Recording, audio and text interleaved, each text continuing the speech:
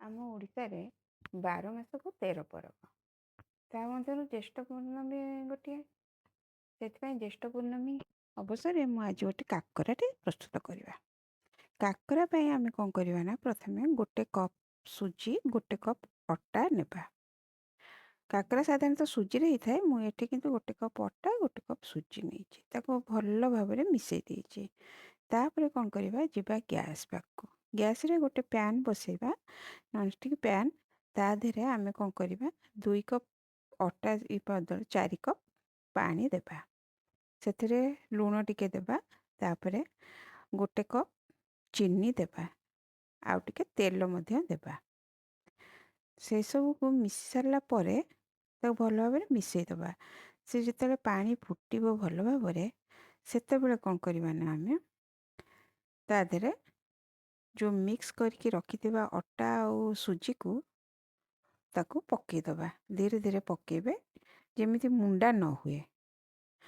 ଭଲ ଭାବରେ ତାକୁ ଗୋଳେଇ ଗାଳେଇ ଦେବା, ଟିକେ ସିଝିବାକୁ ଦେବା।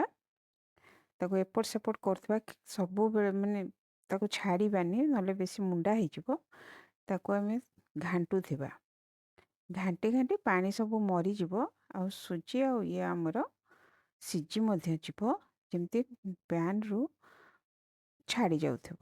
ସେହିପରି ଭାବରେ ଆମେ ଘାଣ୍ଟିବା। ଆପଣମାନେ ଏଇ ଭିଡ଼ିଓକୁ କେଉଁଠୁ ଦେଖୁଛନ୍ତି, କେଉଁ ସହରରୁ, ଆପଣ କମେଣ୍ଟ କରି ନିଶ୍ଚୟ ଜଣାଇବେ। ଏହିପରି ଭାବରେ କଲେ ଆମ କାକରାଟି ଫୁଲା ଫୁଲା ହେବ, ଆଉ ସୁନ୍ଦର ଲାଗିବ, ଆଉ ଟେଷ୍ଟ ବି ଲାଗିବ। ଦେଖନ୍ତୁ, ଆମର ପ୍ୟାନ୍ରୁ ଛାଡ଼ି ଯାଇଛି, ସବୁ ପାଣି ଶୁଖିଯାଇଛି, ଆଉ ଆମ ଜନ୍ତୁଣିଟା ବି ଆମର ଭଲ ଭାବରେ ସିଝି ଯାଇଛି, ପ୍ୟାନ୍ରୁ ଛାଡ଼ି ଯାଉଛି। ତାକୁ ଆମେ କ'ଣ କରିବା, ରୁମ୍ ଟେମ୍ପରେଚରରେ ଥଣ୍ଡା ହେବା ପାଇଁ ଦେବା। ତାକୁ ଆଉ ଗୋଟେ ଥାଳି ହେଉ କି ବଡ଼ ଜାଗାରେ ତାକୁ ବାହାର କରିକି ରୁମ୍ ଟେମ୍ପରେଚର ହେବା ଯାକେ ତାକୁ ଥଣ୍ଡା କରିବା। ଏଇ ଦେଖନ୍ତୁ, ମୁଁ ବାହାର କରିଦେଇଛି। ଟିକେ ଉଷୁମ ଥିଲା ଅବସ୍ଥାରେ ତାକୁ ଭଲ ଭାବରେ ଅଟା ଯେମିତି ଚକଟନ୍ତି, ଟିକେ ହାତରେ ତେଲ ନେଇକି ଚକଟିବା। ଆମେ ଏହାକୁ ଭଲ ଭାବରେ ଚକଟିକି ଗୋଟେ ସ୍ମୁଥ୍ ଚକଟାଟେ ତିଆରି କରିବା। ଜନ୍ତୁଣିଟାକୁ ଚକଟିକି ସ୍ମୁଥ୍ ଜନ୍ତାଟେ ଗୋଟେ ତିଆରି କରିବା। ଏଇ ଦେଖନ୍ତୁ, ଆମର ଚକଟା ହେଇଗଲା। ଦେଖନ୍ତୁ କେତେ ନରମ ହେଇଛି, ସଫ୍ଟ ହେଇଛି, ଆଉ ଗୋଟେ ବି ମାନେ ଗୁଳା ଗୁଳା ରହିନି, ପୁରା ପ୍ଲେନ୍ ଭାବରେ ଚକଟି ହେଇଯାଇଛି। ତାପରେ କ'ଣ କରିବା ନା, ତାକୁ ଆମେ ଛୋଟ ଛୋଟ ବଲ୍ କରିକି ରଖିବା, ପୁରୀ ସାଇଜ୍ର। ତାକୁ ଆମେ ବେଲିବା। ସବୁ ବଲ୍କୁ ଆମେ ବେଲିକି ରଖିବା।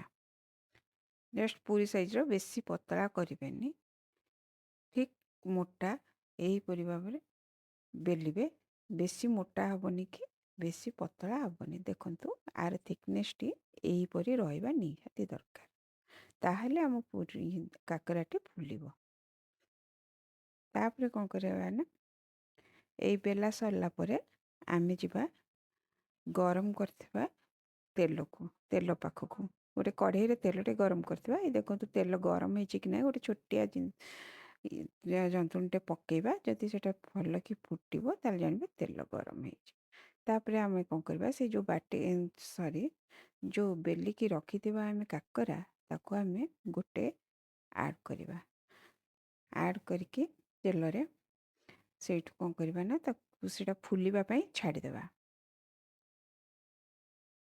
ଆପଣମାନଙ୍କୁ ମୋ ଭିଡ଼ିଓଟି କେମିତି ଲାଗୁଛି ନିହାତି କମେଣ୍ଟ କରିକି ଜଣାଇବେ। ଲାଇକ୍ କରିବେ, ସବସ୍କ୍ରାଇବ୍ କରିବେ, ଆଉ ଫଲୋ ତ କରିବେ। ଏଇ ଦେଖନ୍ତୁ, ମୁଁ ଓଲଟେଇ ଦେଇଛି। ଗୋଟେ ପାଖ ଟିକେ ଫୁଲିଗଲା ପରେ ମୁଁ ତାକୁ ଓଲଟେଇ ଦେଇଛି। ଏହିପରି ଭାବେ ଗୋଲ୍ଡେନ୍ ବ୍ରାଉନ୍ ହେବ ଦୁଇ ପାଖ। ତାପରେ ଆପଣଙ୍କର କାକରା ହେଇଯିବ। ଗୋଟେ ପରେ ଗୋଟେ କାକରା ଏମିତି ଛାଣିଥିବେ।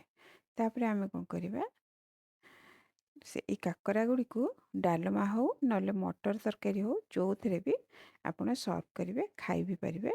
ଭଲ ଟେଷ୍ଟ ହେଇଥାଏ।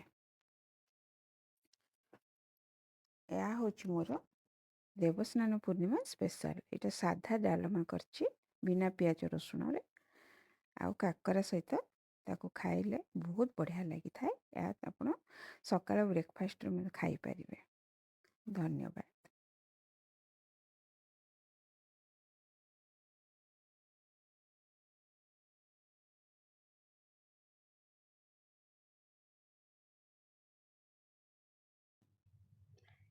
ପ୍ରସ୍ତୁତ ହୋଇଗଲା ଆପଣଙ୍କର ଗରମା ଗରମ କାକରା